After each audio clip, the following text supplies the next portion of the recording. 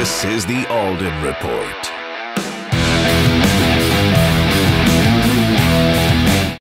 Hey, it's Mike Alden. Listen, before we get into this next episode of the Alden Report, I want to tell you about a company and a service that I believe can take your company to the next level. And that company is Penji, P-E-N-J-I. Penji is an unlimited design service that connects you with the top 2% of graphic designers in the world. You can get creative output like as if you had an internal team, but without that additional overhead cost. Look, if you want things like logos to flyers to digital art, even UX and UI, Penji is the company for you. I know because I've used them. Look, if you're the person within your company that's doing all the graphic design work, or maybe you even have a team and you're overwhelmed and you want to outsource it to a company that you know you can trust. Look, we know all these other services out there. Penji is like no other graphic design service that I've ever seen, and I've used them, and I highly recommend going to Penji.co. Because you're a listener and a subscriber of the Alden Report, you can actually get 15% off of your first month with Penji. It's really, really simple. Go to Penji.co, enter in the code Alden15, and you'll get 15% off of your first month. Listen, if you want things like logos, custom illustrations, even a website, and you want it all under one plan that's not gonna lock you in forever, then visit Penji.co, and when you sign up, make sure you enter the code Alden15. Once you submit your order, it's really, really simple. Here's the thing. They get your custom designs back to you within 48 hours or less. So go on and visit Penji.co and enter in the code Alden15. That's Penji.co and enter in the code Alden15.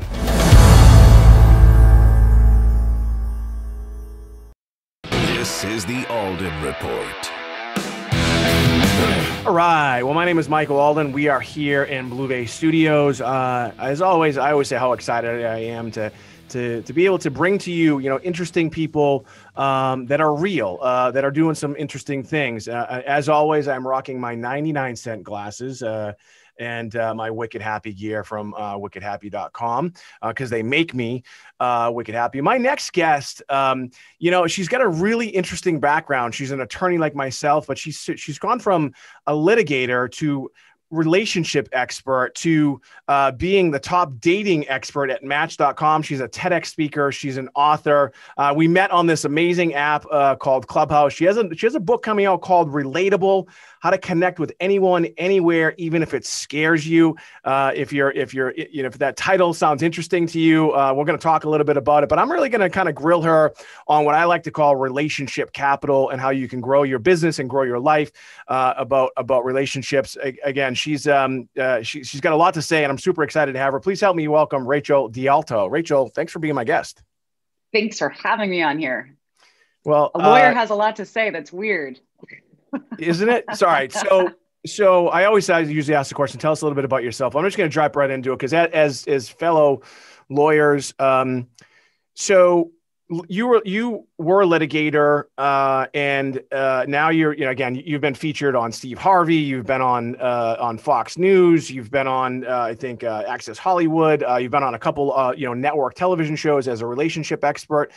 First, tell me a little bit about the legal career and when you started in your legal career, because when I think about relationships and I think about a litigator, being a litigator is a very emotional time, and relationships a lot of times are getting destroyed when litigators are involved. So tell me a little bit about how you kind of got to from law school to becoming a litigator. Yeah, well, it's interesting. I went to law school because I got bored. I was in advertising for a hot minute and was like, this is awful. Nobody listens to anybody. Everybody's full of shit. So I was like, I'm going to go to law school, and ended up going to Seton Hall in Newark and went through an internship led to that summer associate position at this super white glove law firm. And I was planning on going into corporate law. And within probably 3 months, I continued working there in the corporate department after the summer associate gig. And I literally wanted to jump out the window. I was like, if this is what law is about, like, kill me now. I was going to drop out. It was my third year of law school. And I was like, I'm dropping out. Like, I'm done. Like, I'm not going to do this for a living.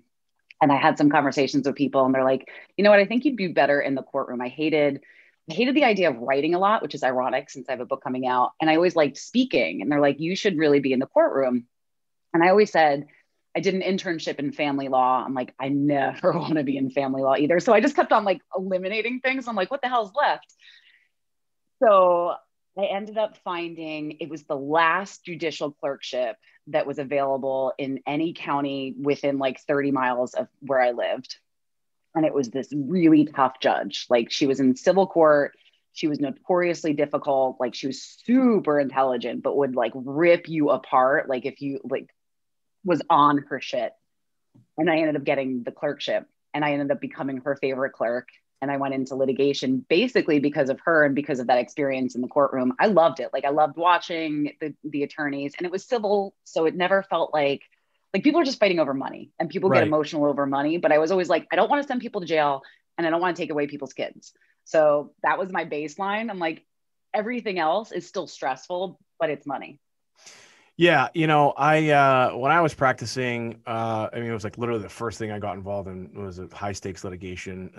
In a potentially putting businesses out of business, and like you said, it's money and contracts and I just found it difficult. I'm a super emotional person, and I just would always like if a brief came over or if pleadings came over that accused my client of this, I would take it personally. I'd be like, oh, that's it, we're coming at him, and then some of the times the lawyers, we would you have words, and I don't know, I feel like it was like super like emotionally taxing.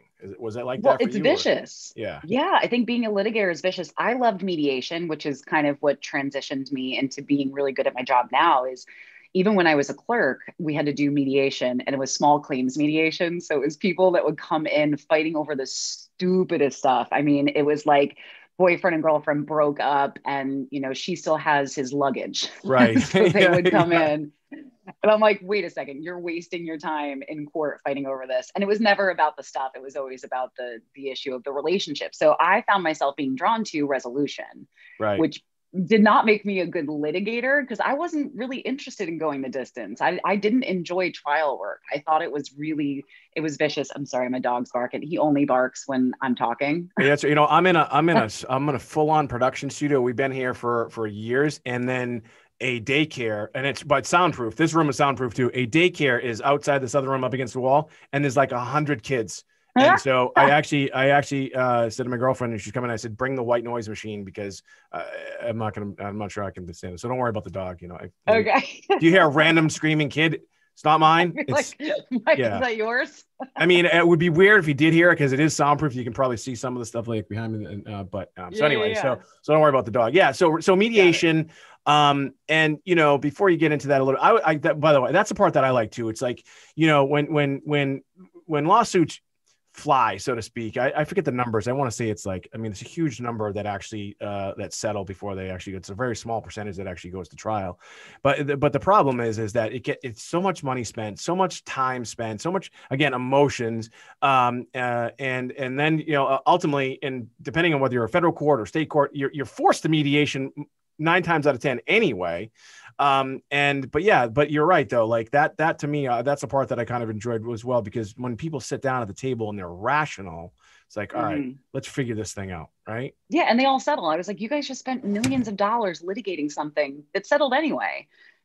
So I think the end result is that mediation works, but I didn't have it in me. The whole litigation, you're supposed to be the zealous advocate, and that zealous advocacy, related to being a lunatic. And it's not my MO. It doesn't mean I can't get there. I think I have it in me and it's possible, but it doesn't feel good. Like it's exhausting. I don't think that's like my natural state. Right. And it's interesting, again, when you transition from, again, litigator, to relationship expert, again, being, I think your title is chief dating expert at match.com. And, you're a TEDx speaker and you consult with major corporations about relationships. So do you think that your legal career really did prepare you for that transition? 100%. I honestly think because being a litigator, especially in civil, actually, I think in family too, maybe not criminal, makes you a really good people person and people reader. So it's kind of that, that detector that goes off pretty quickly where you kind of can read a situation within an instant, and it allows you kind of that backing for that. And I also think, especially when I do a lot of work with corporations, they think relationship expert, or they see the dating side of what I've done. And there's a lack of credibility, I think, that's immediately assigned, like, oh, this is some chick who talks about love and relationships on TV. But then they're like, oh, wait a second, she's a lawyer. Oh, wait a second, she has a master's in psychology. Like, there's some legitimacy here. So I think it gives me some sort of foundation of like, okay, she's not just a flake. Yeah. Well, when you think about the law and you think about litigants and mediation and trials and all that stuff, to me, I haven't had an opportunity to read your book yet, but to me, it comes down to really kind of one basic thing, which is communication or lack thereof. Right. Tell me a little bit about that part of it. And, in as far as the legal side of it, and then truly just relationships with everybody. Because I have always found that at the end of the day, it is just like, we're just not clicking for whatever reason. And we need to figure that out. Yeah, I think part of it's like the cogs aren't in place, like they're misaligned, and it's because people aren't communicating. They're not expressing themselves in the way that they need to express for a resolution on the legal side, or even on relationship side, whether you're talking about a personal relationship or a professional relationship. And it is that communication. It's something, I talk about is we are so focused on ourselves that we're not looking at the bigger picture, and we're not paying attention to the other person in a way that is curious enough to provide any sort of road to resolution. And they say that all the time, where we end up listening because we want to reply. And you see that, we met on Clubhouse, and you're in these rooms, and all of a sudden, people are literally just waiting until there's that 1 second pause after someone is speaking. Let me piggyback on that. Yeah, let me piggyback. I'm like, if I hear piggyback one more time, but it's they just want to get their stuff out.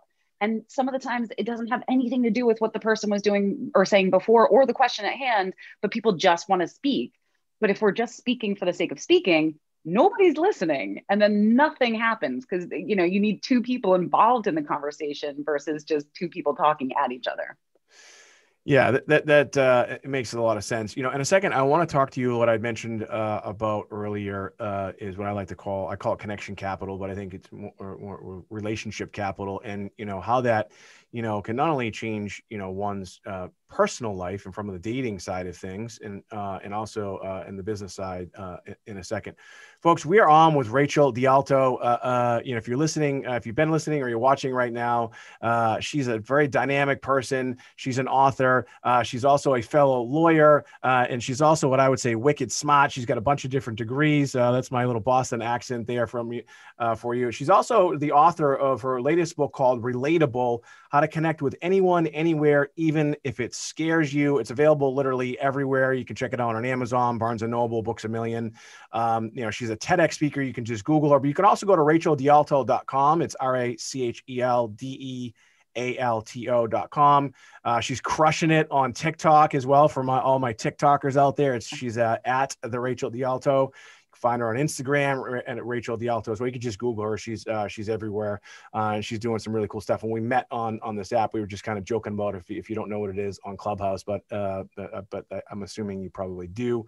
A great way to connect with people. It's how we connected. So tell me about what I like to call, again, connection capital and relationship capital, and why that's so important. Because you always hear the saying, it's not what you know, it's who you know. It's a real thing. Tell us a little bit about that and why it's really critical for someone's personal and professional growth.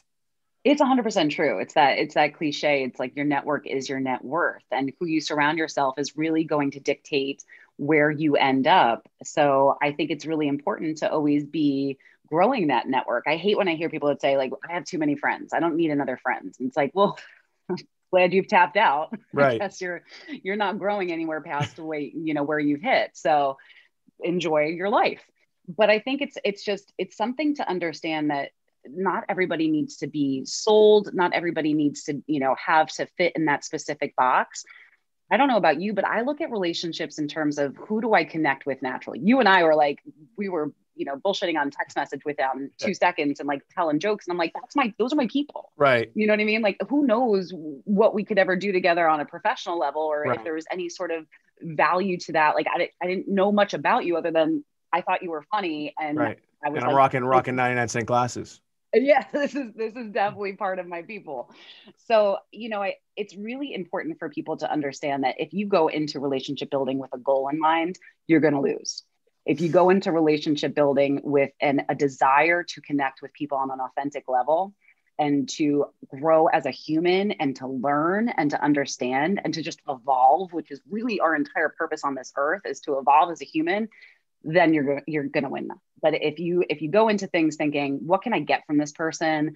Who do I need to connect with to be more important? How do I make more money by connecting with XYZ? Like you're going to lose. You're absolutely going to lose. Yeah. I agree with that 100%. But as you're talking to, and everyone, I think you even say it on your website, talk about leveling up, right? And the only way to do that is to connect with people who are playing at a different level than you. And so a lot of us, they see, we were talking earlier, like, I've had Grant Cardone on my podcast. I've been on his program, and he's all over this app that we met on, Clubhouse. And, I think about what he's doing, or I think about what some of these other guys are just, again, playing at a different level that you and I are. And I'm like, man, I want to connect with them and just be around them. Cause you said, you're really, the sum of really, that they say the closest people around you, the 5 closest people around you. But it's hard, for someone, who is broke or whatever, or they're down and out financially and they want to connect with them, but how do you compartmentalize, like, man, I got to make money to feed my family, but yet I also just want to build an authentic relationship. Is there a way to do that? Or is there a way to train your brain? Like, look, just develop that relationship and the money will come. Cause you hear that too. I mean, is there a way to do that? I think I'm very pragmatic when it comes to this. And I talk to people who want to quit their jobs and, just burn all the ships in the harbor and go after what they want, which is great. But be prepared to go bankrupt and homeless. I'm a big fan of, do what you need to do to survive, to make that money. But then whatever excess energy you have, put that into growth. And to me, growth is it might not be having dinner with Grant Cardone. You might not be able to get to that point, but you can follow him, you can engage with him, you can interact with him, you can absorb what he is giving you. And I think that's something that's interesting too, is, a lot of the studies show that you don't even need to be in person with these people for them to have an effect on you. Because I don't know if it's quite 5, but the theory is of surrounding yourself by people, at a higher level will lift you up. It doesn't necessarily mean that you have to have them in your kitchen. You can just absorb what they do and what they're talking about and how they act, and really pay attention to that and let that rub off on you to allow you to start to grow without, letting your kids starve so that you can follow somebody around and perhaps meet them in person. Yeah, it's really interesting, again, what you're saying too, in here we are in 2021 and, obviously the world has forever changed and how we interact. We're on Zoom. I don't even if the pandemic wasn't around or didn't happen, we probably would still be on Zoom anyway. But can you connect with somebody even if you're not actually connecting with them? Meaning, it sounds like the answer is yes, because you said that. So in other words, like, let's use Grant again, because we just mentioned him. So I watch one of Grant's YouTube videos, or like a guy like Ty Lopez. Am I truly kind of connecting with them, or am I just kind of connecting with their wavelength in like, can you maybe expand on that? There's a little difference. bit? Yeah. No. And I totally get where you're coming from. So you're not actually having a connection. That's not a relationship with them, because relating is between 2 people, but you are absorbing. And I think that's part of it too. A lot of the challenges that people have when they are leveling up is that lack of mindset. So having that absorption of, this is somebody who's at the level I want to be at, and absorbing kind of their energy and the way that they do things, the way they talk about things, the way they are as a person. You do take that in. So it changes the dynamic within you. You're not actually connecting with them, which would be that next step. And that's, I think, where Clubhouse has been such an insane platform to watch and to be a part of, because you really are connecting with them. Like, there really are relationships. It was weird. So my book chick, like, I don't know what to call Book her. chick. I brought her on to, like, hold my hand through the book process from The mysterious like, book chick. Book chick, book Becky. I have my whole team is like named like Garbage Pail Kids.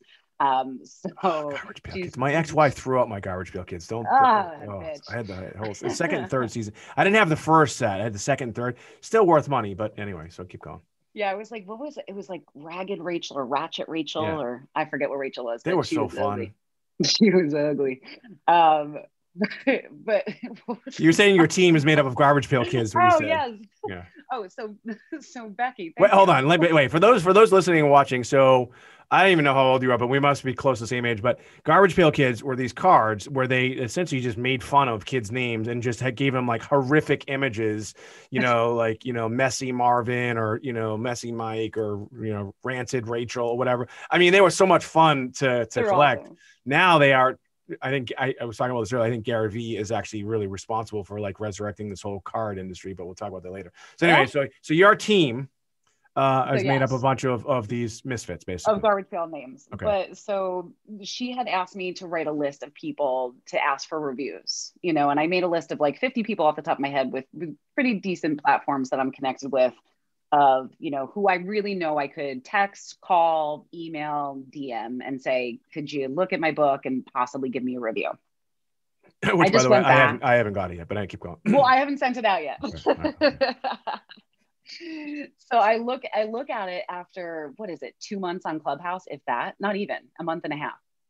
I now have doubled it. And this is legitimate people who I can actually ask that question of, not just people that, I'm following and are following me back. It's people who I have talked enough with that they know who I am. They're not going to be weird about it, where I can say, hey, listen, could you go put a review on Amazon, or could you do this, or could you share it with your audience, when it's officially out. So that's insane to me. Like that blew my mind that I had 50 people, and obviously it's different levels. Like you and I talk more than probably the, top 20% Right. of that group. Like there's definitely like, there's levels of people of how much conversation they have, but those are real relationships, those are real connections. And I think that's where the difference comes in. And that's where Clubhouse created this different way to connect, because you really are in those relational situations as opposed to just absorbing content, which still is good. Yeah, and it's again, depending on when you're listening to this, Clubhouse is evolving, it's changing, it's new, and again, whether you're listening to this in 2022 or whatever, we know that we know that Facebook is going to come, everyone's going to come out with competing stuff, but the real interesting thing about, again, the title of your book is Relatable, in how to connect with anybody is, on apps like Clubhouse, which is voice only and it's live, your bullshit, if you have a decent bullshit meter, which most people do, you're able to really kind of see through, for the most part, whether or not people are real. Like you and I connected because, look, I'm a lawyer and I'm rocking the glasses and they get the beard and the wig. I just feel comfortable like this. I can put the tie on and stuff too, but this is kind of who I am. And you are who you are. But there's a lot of people in this world who are trying to be someone they're not, right?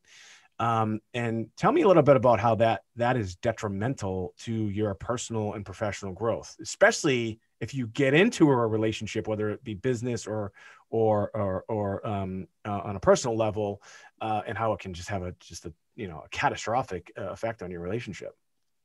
It's honestly, it's the lead chapters of my book. So I break things down of relatability into really 3 pillars. And the first one is connection, but connection is really connecting in an authentic way. And if we aren't authentic, we're not making connections. Like, how are you actually connecting with someone when they don't really know who you are? That's not a real relationship on any level, whether it's, it's akin to going into an investment firm pretending that you took your series, 763 and you went to Harvard. And then all of a sudden they find out you did none of that. I mean, that's fraud too. But at the same time, like, you are pretending to be someone you're not. And then all of a sudden those relationships crumble. You go into a friendship pretending to be someone you're not. You go into a romantic relationship pretending to be someone you're not, or not showing your full self until you feel comfortable. And then all of a sudden, they're not interested in your real self because they wanted the person you were pretending to be. And then it's like, okay, then you have a choice of either I'm going to fake this for the rest of my life with this person because that's the only person they want to be with, or I'm going to lose this relationship. Or how about, door number 3, we show up as who we are and we allow the people who are meant to connect with us. We allow the positions that are meant to be open to us be real. And it's honestly, I get so fired up with this stuff. And that was actually my last TED talk, was being authentic in a filtered world. which is the only TED Talk I'm proud of that I did. I did 3. It was like my first 2 were like the first speeches I've ever given. And I'm like, why would I start with a TEDx? And then the last one, I was like, no, this is real. And it's on TED.com. So that thing I'm proud of. But it's talking about the fact that we're just so freaking fake. We put these filters on for queens and teens and Gen Zs who are on TikTok or Instagram and using these filters that literally change their face. Like, I'm not even talking. I mean, I love a good filter because I wake up a little haggard. Ratchet Rachel comes out. And a little filter goes a long way, but like there's so many apps right now, if we're talking just about superficial masks we put on, that completely change your face. And I'm like, you don't look like that. I've met you in person. Like, what are we doing? Yeah, I mean that's a real problem. It's like essentially like being catfished or what have you. And I don't think you and I have actually seen each other up until now. So I pretty much look like my profile. I have a full face off filter on right now. I'm a completely different person. Beard is my beard is a fake beard. In a second, I want to talk to you about that transition. Okay. So I hate this fake it till you make it thing. I heard you talk about that too. It's like, that's just such bullshit. I want to talk about, someone who is kind of maybe doing that, they're faking it. But how do you transition into really being authentic from, who that person you're kind of portray and using that to your advantage in a second. Today's episode is brought to you in part by connectioncapital.com. That's CONNEXTION capital.com. That's CONNEXTION capital.com. You are one connection away from your life changing forever. Have you ever tried to connect with somebody on LinkedIn, Twitter, Facebook, Instagram, or even Clubhouse, and you couldn't quite connect with them? That's because the biggest gap in the world is the gap of access. It's not the wealth gap. It's not the credit gap. It's the access gap. Connectioncapital.com is leveling the playing field, and it's free to join. Visit connectioncapital.com, CONNEXTION capital.com. Again, it's CONNEXTION capital.com. You are one connection away from your life changing forever. And again, folks, we're on with Rachel DeAlto. She is the author of Relatable, How to Connect with Anyone, Anywhere, even if it scares you. She's a TEDx speaker. She's a relationship expert. She's also an attorney. She's a litigator turned relationship expert. She's, companies all over the world consult with her on how to, build relationships for their employees and how to really kind of use that so that they can grow their business as well. If you'd like some more information about Rachel, you can just go to racheldealto.com. It's RACHELDEALTO.com. She's crushing it on TikTok. We haven't talked too much about it at the Rachel DeAlto, Rachel DeAlto on Instagram, and her book's available everywhere. So Books A Million, Barnes and Noble, Amazon, pretty much everywhere. You can find her TEDx speeches. You can just Google them. They're right on TED as well. Even the ones that she doesn't want you to see. I know she wrote another book in the past. She said that she doesn't like that book either, but look, I think she's doing some cool stuff. And you know what? She's authentic, right? And that's what's really cool. And that's exactly, these are the types of people we have, on the Alden Report. So again, if you want to check her out, you can find all that stuff. It's also, all that information will be in the show notes as well. All right. So, in this Instagram age now, TikTok age now, and I don't think you can't do it on Clubhouse. You can a little bit, but it's a little bit harder. Because we're not showing pictures of us, sitting in front of our rented, Bentleys and shit like that, right? I'm rocking 99-cent glasses and my Wicked Happy hat. That's a little plug there for my brand. Okay, so how does one? Again, this term "fake it till you make it," I go bananas over. I think it is such a dangerous game to play in because of what you said earlier. You enter into a relationship really under false pretenses. You use the term fraud. I mean, that's really what it is in the legal sense. And in fact, some marriages can in fact be dissolved because people have gone into them under false pretenses and an actual fraud, because you're entering into a contract. What we call that fraudulent inducement in the legal world. Okay, so enough of the legal talk. I'm out there on Instagram, not me, and I'm trying to portray this image because I want to be a baller. I want people there. I want everybody to think I am, but I'm just living in my mom's basement. How do I take my real life, my real authentic self, and connect and grow? Like, is there a way to do that? Yeah, it's not going to be by renting a private plane for an hour so you can take pictures. And, I think that's the thing with where we're going with social media. People are starting to see through all of that. I mean, I saw someone's Instagram pop up the other day. It was a person who was speaking in Clubhouse. And I was like, I knew within 2 seconds they had paid for most of their followers. You can Right. tell, Right. Who's paying for stuff, who's boosting their stuff, and who's totally full of shit. And listen, I get you don't want to take pictures of yourself in your mom's basement, but show us your journey. If you are actually looking to make it, let's not fake it. Let's show the steps of it. And that's the thing I think, people talk about this all the time is the story, right? We like stories. I think we learn in stories. We pay attention to stories more than anything. Everybody has that story. And if you are some dude in your mom's basement who is looking to become a millionaire, show me what you're doing to get there. And that's the kind of people that you're gonna actually be drawn to, because one, they're being real in the moment, but they're also aspirational because they're doing something about it. If you're just sitting in the basement waiting to take your next shot that's completely bullshit, then you're never going to achieve it. That's faking it forever. Fake it till you make it is under the assumption eventually you're going to get to point Z. Right. But if you show people that steps along the way, it makes you, quote unquote, relatable. And it also gets people rooting for you. And I guarantee the people that you're trying to get the attention of, if you're looking to, we keep talking about Grant, we're going to have to send them this, be like, Grant, you got lots of mentions here. But if you're looking to get the attention of someone like Grant, like, I think if he goes and looks at that versus your bullshit, he's going to be far more drawn to that. Yeah. And I think we also, both of us together have seen it happen pretty quickly on an app like Clubhouse, where it's really difficult to be a fraud, essentially. And then, how we connected, because we're both just who we are. And I think, right, if you just embrace you, I think that makes sense. I mean, I look at your Instagram, I look at your TikTok, and you're pretty, kind of open, honest, and candid, like, about your life and things that you're going on. And some of the stuff, some people be like, whoa, that might be too much to share. So tell me a little bit about that too, about sharing the journey and sharing like true, authentic things that happen in real everyday life. It's not, everything isn't perfect, and you're not just eating, someone's feeding you caviar and chasing it with grapes and wine. Like, that's just not a reality. He's in the other room right now. Okay. No, don't come on now. Yeah. All of a sudden, that'd be great if you had some guy coming just topless, just like fanning you and just, but so tell us about that, and how that, can kind of, really improve one's life, I think it's a balance. I think I share enough, and I have people that I meet after they've followed me on Instagram for a while, and they'll say, oh my gosh, I feel like I know everything about you. And I'm like, no, you don't.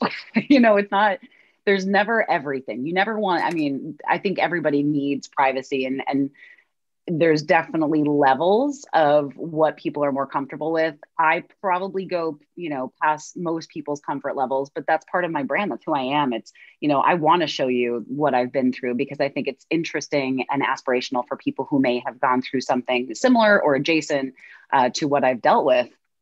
And not to say that, I was talking to someone the other day, and I was like, God, my level is easy. So everybody's got their different levels and their different comparisons. I say to share your journey, but also if you've gone through some traumas, or if there's something that really has a charge for you, don't share it until you've actually dealt with it. I think a lot of times, and that's a challenge too, is just a PSA. Instagram is not your therapist. Right. Posting on reels about your trauma is not going to help you. That's not what we're talking about here. I'm talking about sharing the journey after you've stepped out of that stage of it. So a lot of times, like, I talk about being a single parent. I talk about having my son at 20 years old. I talk about, my eating disorder that I got in college. I talk about the struggles that I went through in a divorce. I don't talk about my divorce. I don't talk about my ex-husband. Those things are still private for various reasons, but I'll share those parts of my journey because I think they're important. And I think they're important to show that, like, you can have these adversities, you can have these moments that are far less than perfect, and still have a freaking awesome, successful life, and that's important, I think, to show people. But I'm sharing that I'm 10 years out. You know what I mean? Like this Right. isn't, I didn't get divorced yesterday. Right. You know, I am not 20 years old anymore, which is, I know, Come shocking to on. many out there right If you're now. watching right now, we now know that Rachel is a straight up liar. She's probably 22. 22. 22. But yeah, so I think it's just really important. You process it, you move on, and then you can share it, especially if it's those, you know, traumatic type things. But that's where we're drawn to people. You know, if you look at the people that really make this enormous impact, especially motivational speakers, if you look at them, they all have stories and they share them. But thankfully, they share them not from a place of like verbal diarrhea. They share them from a place of, okay, this is what happened. This is how I got from X to, you know, X to Z. That's not that far. How about Yeah, A to I Z? mean it's X to Z, A to Z. You know, for those of you that are looking at the alphabet, and X is closer. So you know, it's interesting too that you say to share that information kind of after you've gone through it. You know, Winston Churchill says if you're going to go through hell, you might as well go all the way through, and then you know, kind of share that experience. I think I'm paraphrasing that a little bit.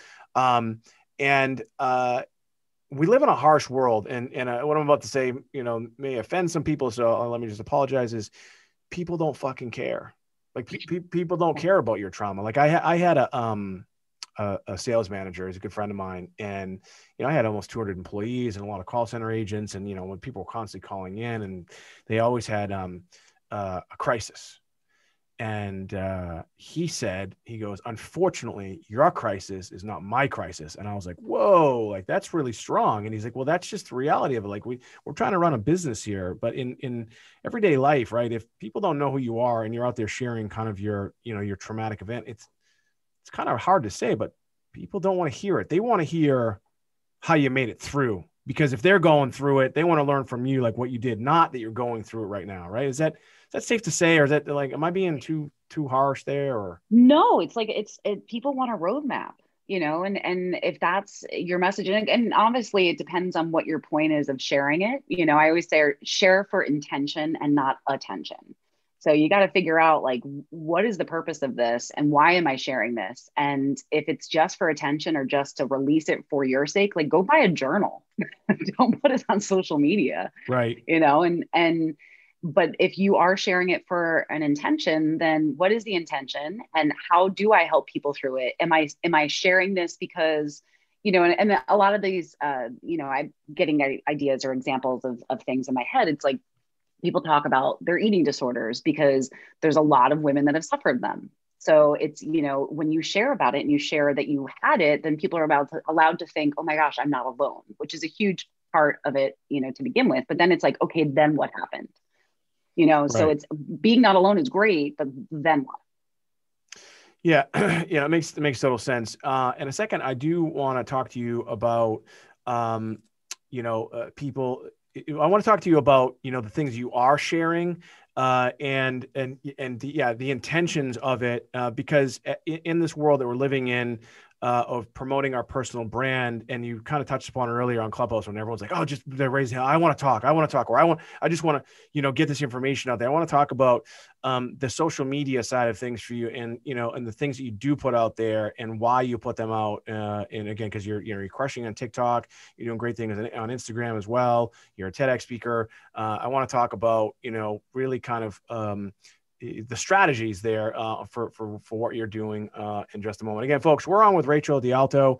If you're watching or listening right now, again, she's a TEDx speaker. She's an author. She's also, I say former attorney, but you're still an attorney. We're still attorneys. She just doesn't practice anymore. You've probably seen her on television. She's been on Access Hollywood, Fox News. She's been on the Steve Harvey show. She's the chief dating expert at Match.com. Again, like I said, she's a TEDx speaker, and she's also the author of her latest book called Relatable: How to Connect with Anyone, Anywhere, even if it scares you. You can find her at racheldealto.com. You can again find her on TikTok at the Rachel DeAlto. Again, find her as well on Instagram. And we're talking about authenticity, and we're talking about now content. You know, as you're building your personal brand, as you're promoting your book, you know, you're a speaker. It's how you make your living. Tell us a little bit about, you know, kind of that, how to put a governor, I guess, on the things that you do push out. Like, when's too much? You know, do you find yourself like, man, was it even worth it? Like, why am I posting this stuff? Because I struggle with that all the time. I'm like, oh man, I gotta find something that's relevant, or I gotta find something that's interesting so I can put it out there so I can have more views and more likes and all that other stuff. And tell me a little bit about like what your process is like. I just want to be funny half the time. Okay. All right. No, it's such a balance because I've never took social media seriously. I was just like, okay, I'm going to share some things. I never had I've never scheduled my posts. I've never, kind of had a strategy. It's always been like, all right, this is what I feel like talking about. Mm-hmm. And then I post about it. It's been different for TikTok because I really do I love video and I love short form. So just creating again, all around, my brand and what I do. And there's so many different elements, I can talk about relatability. I can talk about professional relationships and personal and social anxiety, which is a big passion of mine. But I'm able to bite size those topics and really break that down into like so many different things that I can talk about, whether it be tips or whether it be statements. It's interesting because I've been doing TV for 10 years and I've done a ton of news, which is very like bobblehead, talking head person, smile and nod, very professional. And I love it. Like you put a camera on me in a news station, I'm on it. Like I don't curse, which is surprising for most people in my life. You put that legal out of my ex-wife said to me when I became a lawyer, she said, she's like, you're a lawyer now. You need to start acting like it. I go, well, listen, I'm not dropping F-bombs in federal court. You know what I mean?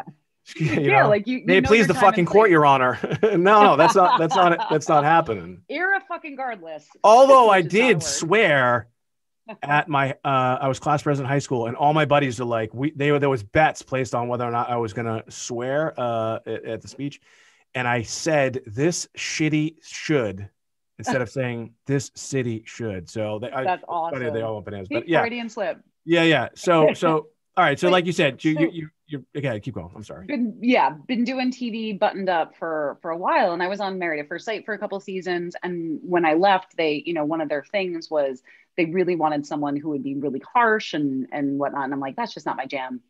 But then I started doing more auditions for other like reality shows and talk shows and things like that.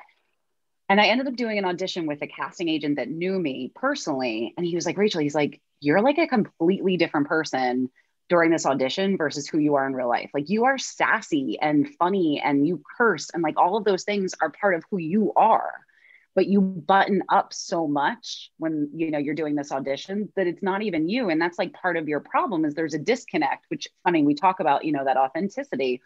And I do think that there's a time and a place for everything. But for what I really wanted to do with my brand, my growth, where I wanted to go, it's like, no, I want to be the sassy older sister for people. You know what I mean? Right. Like that's the role I look at with my book. That's how I look at with my, especially when I'm speaking to millennials and Gen Zs. And that's what I did with TikTok. I was like, I'm just going to let it out. I'm going to curse sometimes. I mean, I'm not dropping F-bombs because I still have, my mom might watch at some point, although she could never find it. But yeah, I'm just like, I can put it out there and be a little bit more obnoxious, which is far more in line with who I am as a human. Right. And it's resonating, which is very interesting to me. It's just proof of what we've been talking about this whole time. What about, again, the title of your book is Relatable, being relatable. I mean, can we be relatable to everybody? I mean, they're just, I joke around. There's just some people that just don't like me and I just don't like them.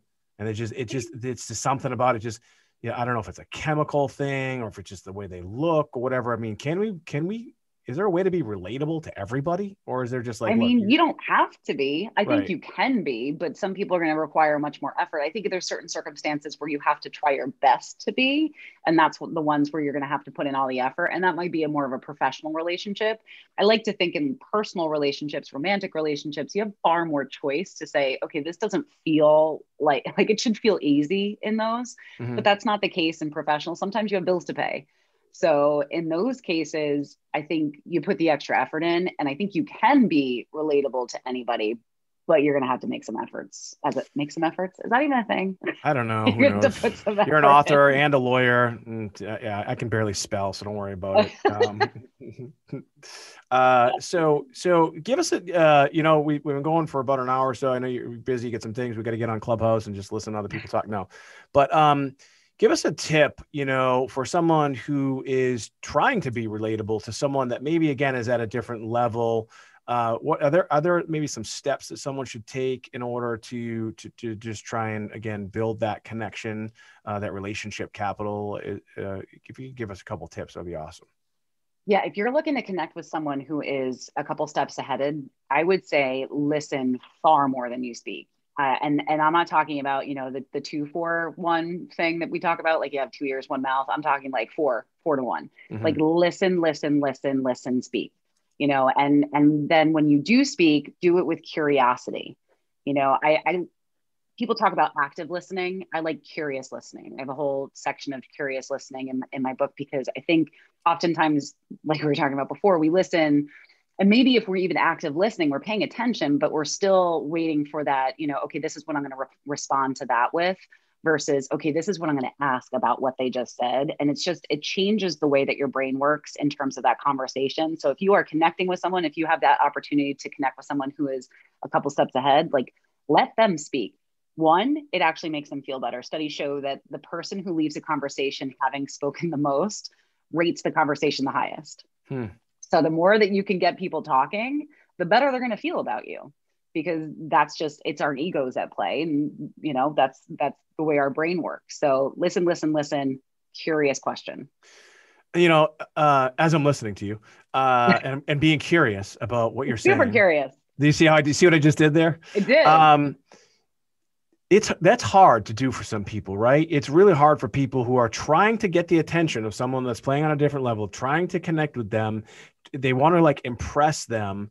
It's hard to do, right? But if you're disciplined in doing it, again, I really love what you're saying, because you're right. People love to talk about themselves. They love to give advice. They just sound like they know what they're talking about. And we hear a lot of that, like on Clubhouse, but it's hard to do, right? If you're trying to connect with somebody, you just sit there and listen. Yeah, it is. That's it. That's all she's got to say. Try it out, people. Yep. Next question.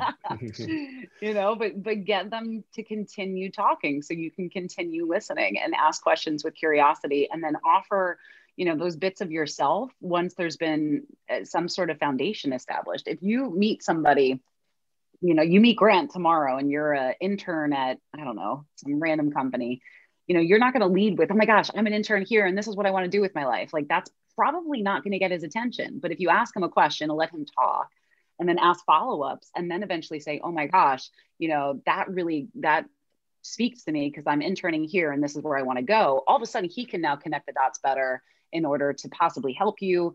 And that relationship is formed from a more substantial place.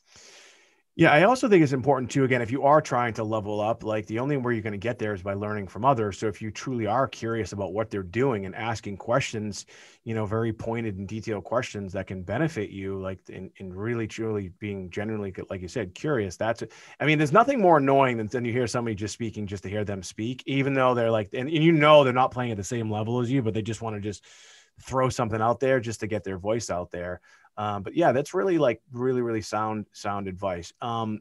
Before I let you go, what I like to do is I want to just transition kind of real quick and just, I'm an author as well. And I wrote a book about, how to become a bestseller. It's also kind of one of the ways we connected. I wanted to ask you, we have a lot of entrepreneurs, a lot of authors. I've had dozens and dozens of authors like you on. And a lot of people are just really kind of lost as it relates, to marketing their book. I know you're in the early stages, and you wrote a book before, but what is it? And you talked about reviews. Maybe you could talk about that. But is there something that you're doing right now or that you maybe have learned from your first book that you feel as though is a really kind of good strategy for marketing your book? I don't know, maybe you can share some of that stuff with me, or share with our listeners and viewers some of the things that you're doing, other than, of course, being on a podcast, to really kind of get your book out there. Yeah, I think one thing that I would highly recommend is utilizing quizzes on your website. So I had done this the wrong way. I ignored the idea of emails forever. I was on national television every week for 2 years and I never had an opt-in, never was collecting emails, like just literally let them come to my page and leave. Right. And obviously, for books, that's really your strongest sales point is through their emails. And then I came up with an assessment that I actually am using for corporations to assess their employees' relatability skills. And so it's a more psychologically based one. I had that in as an opt-in to beta test it for a while. And it did well, but it was, 30 questions. It was, again, psychologically based. So it was serious. And, I'm sure a lot of people are like, after 3 questions, like, holy shit, like, I don't need to do a Myers-Briggs right now. Right. So I switched over to a quiz. It's got 8 questions. It's finding your social superpower. I now have that all connected to the psychological assessment. So it builds out into part of my keynote and part of my consulting, but the conversion of that is like 10%.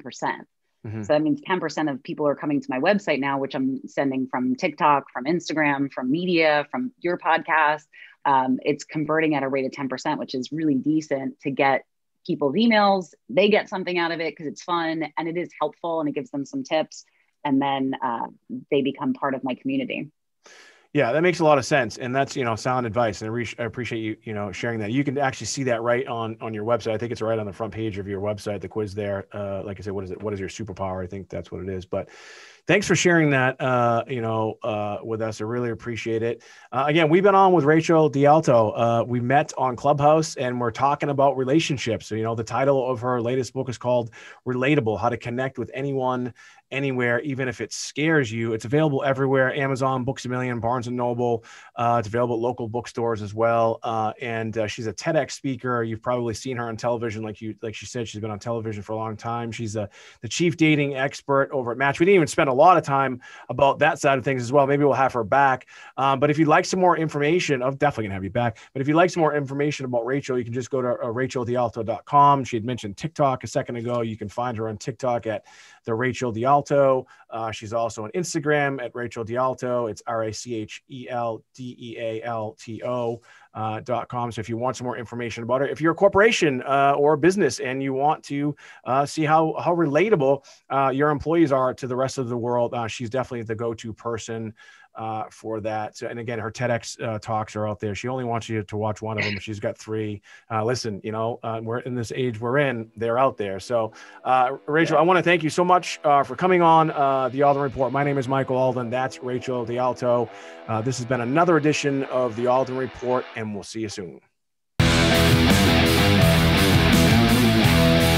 Today's episode is brought to you in part by ConnectionCapital.com. That's ConnectionCapital.com. That's ConnectionCapital.com. You are one connection away from your life changing forever. Have you ever tried to connect with somebody on LinkedIn, Twitter, Facebook, Instagram, or even Clubhouse, and you couldn't quite connect with them?